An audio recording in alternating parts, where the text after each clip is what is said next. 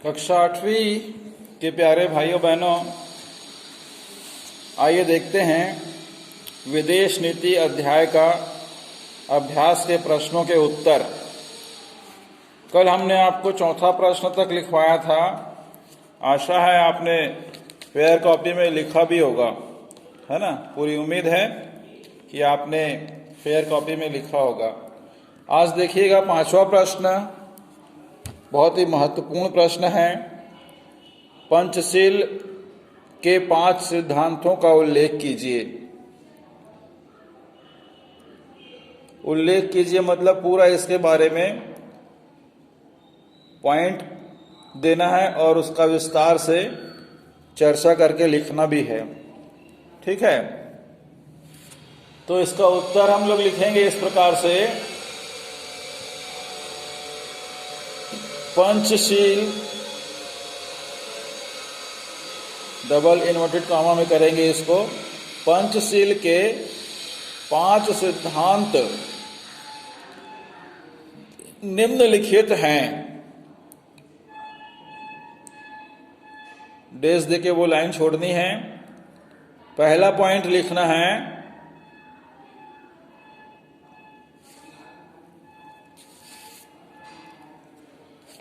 पुस्तक में भी आपके दिया होगा ना, लेकिन जैसा बता रहे हैं वैसा आप लिखेंगे, ठीक है।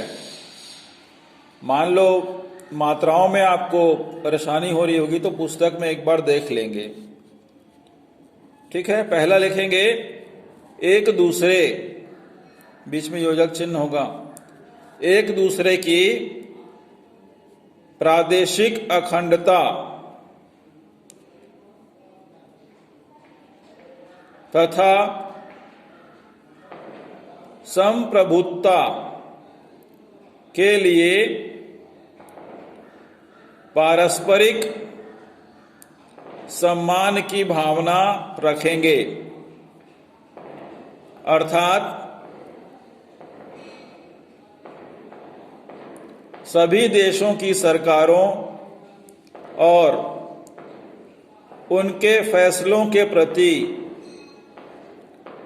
सम्मान की भावना रखना तथा उनकी स्वतंत्रता और एकता को सम्मानपूर्वक स्वीकार करना, पूर्ण विराम। दूसरा पॉइंट लिखेंगे, अनाक्रमण। अनाक्रमण अर्थात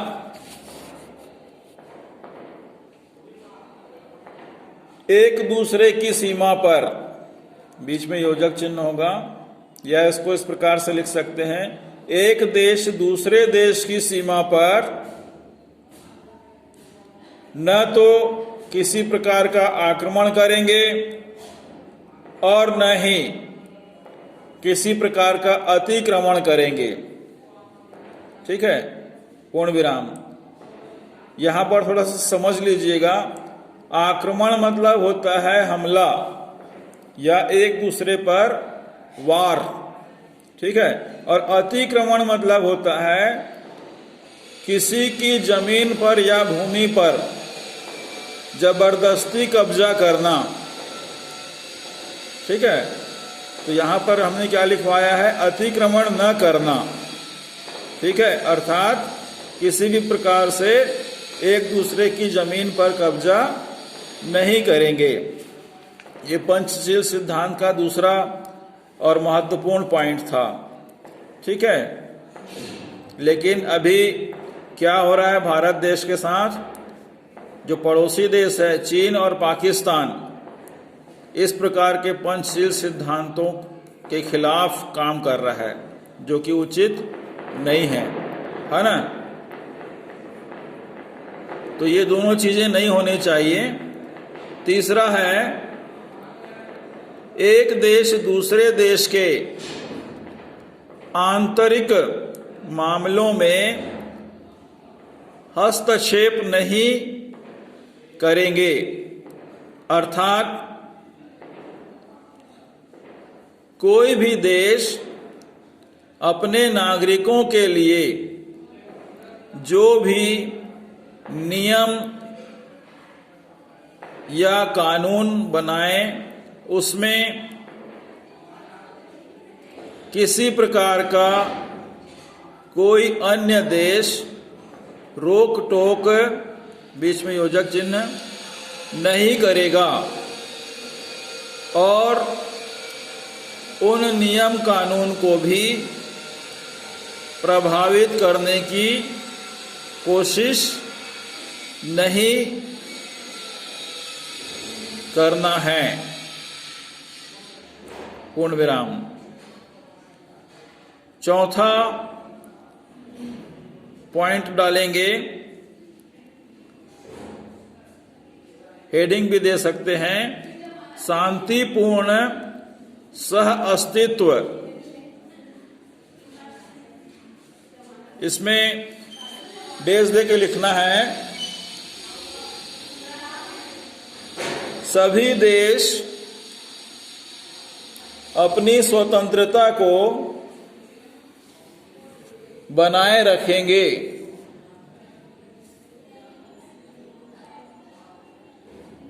सभी देश अपनी स्वतंत्रता को बनाए रखेंगे और एक दूसरे की स्वतंत्रता के लिए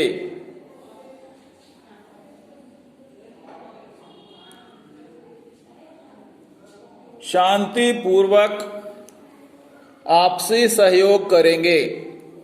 पूर्ण विराम।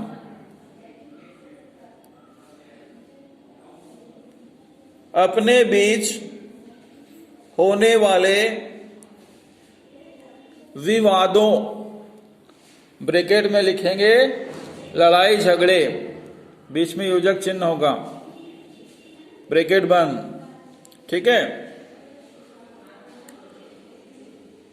का निपटारा। निपटारा मतलब होता है हल करना, ब्रैकेट बंद, बातचीत के माध्यम से ही करेंगे। पूर्ण विराम। ठीक है।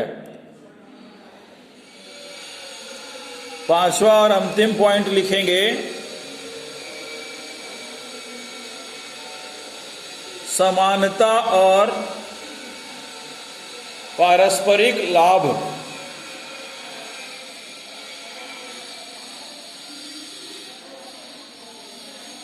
देश देके लिखेंगे, किसी भी कारण से किसी भी देश को छोटा या बड़ा न मानकर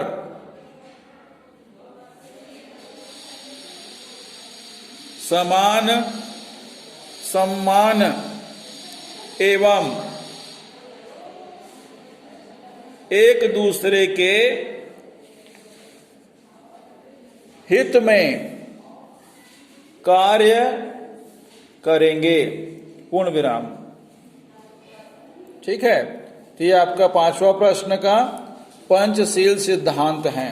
पंच मतलब होता है पांच और शील मतलब होता है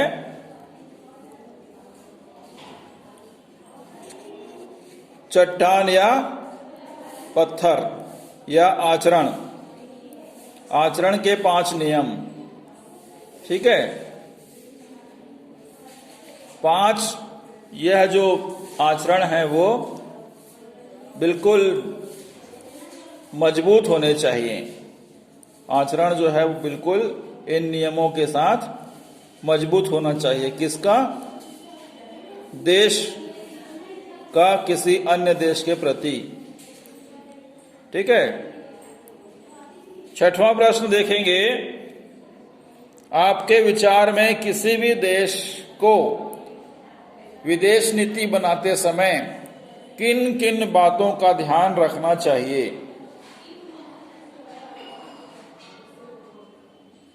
ठीक है। काफी महत्वपूर्ण प्रश्न है, याद कीजिएगा। सभी प्रश्न इस अध्याय के याद करने योग्य हैं। इस प्रश्न का उत्तर हम लिखेंगे, उत्तर डेज देके लिखना है। हमारी दृष्टि में किसी भी देश द्वारा विदेश नीति के निर्धारण में निम्नलिखित बातों का ध्यान रखना आवश्यक होना चाहिए। डेज दे के वो लाइन छोड़नी है और पहला पॉइंट लिखना है राष्ट्रीय सुरक्षा, हेडिंग देंगे और डेज दे के लिखेंगे किसी भी देश के लिए राष्ट्रीय सुरक्षा सबसे सर्वाधिक महत्वपूर्ण विषय है, अतः इसका विशेष ध्यान रखना चाहिए। पूर्ण विराम। दूसरा पॉइंट लिखेंगे पड़ोसियों से संबंध।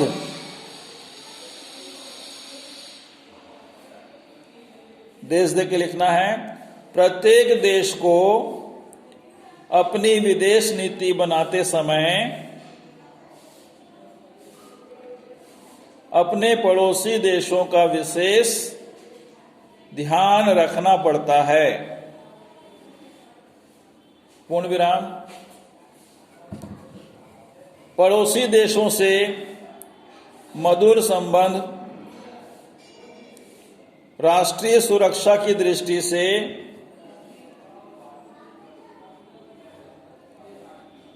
अत्यंत महत्वपूर्ण है। पूर्ण विराम। तीसरा पॉइंट लिखेंगे बदलते संबंधों का ध्यान। देश दे के लिखना है विदेश नीति के निर्धारण में विभिन्न देशों के साथ बदलते हुए संबंधों पर ध्यान देना जरूरी है। वह इसलिए कि वर्तमान में कौन हमारा मित्र है और कौन हमारा शत्रु है, इस बात का ध्यान रखना अति आवश्यक होता है। पूर्ण विराम। चौथा पॉइंट लिखेंगे आर्थिक हितों की सुरक्षा।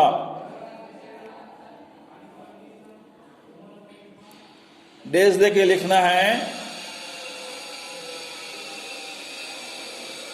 विदेश नीति पर ही अंतर्राष्ट्रीय व्यापार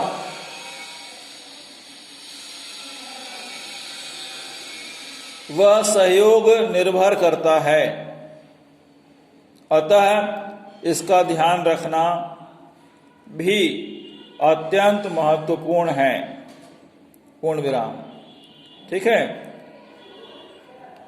ध्यान दीजिएगा अंतर्राष्ट्रीय मतलब होता है एक देश का दूसरे देश के साथ होने वाला व्यापार या सहयोग या खेल कूद, किसी भी प्रकार का बातचीत, उसे बोलते हैं अंतर्राष्ट्रीय। ठीक है। पांचवा पॉइंट लिखेंगे आत्मसम्मान की रक्षा।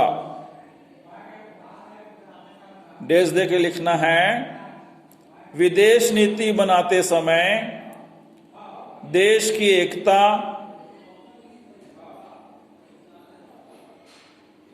कॉमा करके अखंडता और स्वाभिमान की रक्षा अत्यंत महत्वपूर्ण पहलू, ब्रैकेट में लिखेंगे विषय, ब्रैकेट बंद, होना चाहिए, पूर्ण विराम। हमें ऐसी नीति नहीं बनानी चाहिए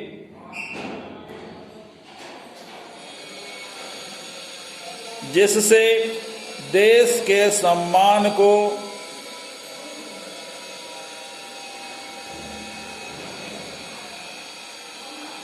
क्षति या नुकसान न पहुंचे।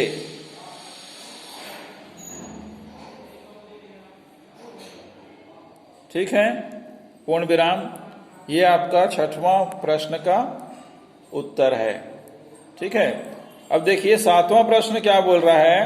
सन 1962 में भारत ने जिस विदेश नीति को जन्म दिया उसका नाम बताइए। ठीक है, 1962 में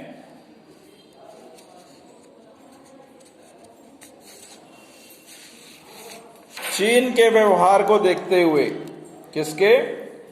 चीन के व्यवहार को देखते हुए भारत देश ने जो नीति अपनाई थी